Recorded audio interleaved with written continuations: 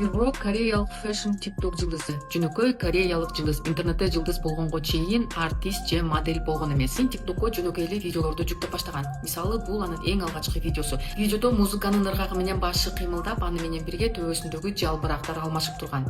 Карап көрсөң болбогон эле видео. Бирок Вебро мунун үстүнөн тынымсыз иштеп отуруп видеолорун жакшырта берген. Бара-бара анын видеолорунун сапаты жана өзүнүн келбети, стили жакшыра берген. Учурда анын TikTokто эле 8,5 миллион подписчиги бар. Айрым видеолору 10-20 миллионго чейин просмотр топойт.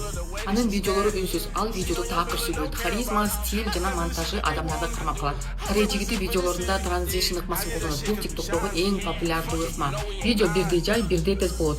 Картинка музыканын темпи менен өзгөрүп турат. Музыканын ар бир соккусунда кадр өзгөрүп турат. Мисалы, бир бит, бир жаңы көрүнүшкө барабар. Азыр TikTok, Instagramдагы баракчалар аркылуу кореялык бренддер менен иштешет. Реклама, фэшн коллаборация жана дагы корей жигитинин видеолорунун эң узактыгы 15-16 гана секунд түзөт. Айрым видеолору керек болсо 5 секундтан гана турат. Бул көрүүчүнү жадатпайт. Кадрлар бат-бат алмашканы үчүн абдан кооз жана кызыктуу көрүнөт. Адамдарды өзүнө кармап калат. Бир мындан канча акча табышы мүмкүн? Айрым аналитикалык сайттардын маалыматы боюнча Instagramдан эле бери дегенде айына 20-30 миң долларга чейин киреше табат. Ал эми TikTok жана бренддер аркылуу мындан да көп табаар айтылат. Эгер сен дагы стилге, модага кызыксаң, өзгөчө образдарды жарата алсаң, ушундай багыттагы контенттерди жаратсаң болот. Ал үчүн эмне керек? Албетте телефон жана каалоо керек.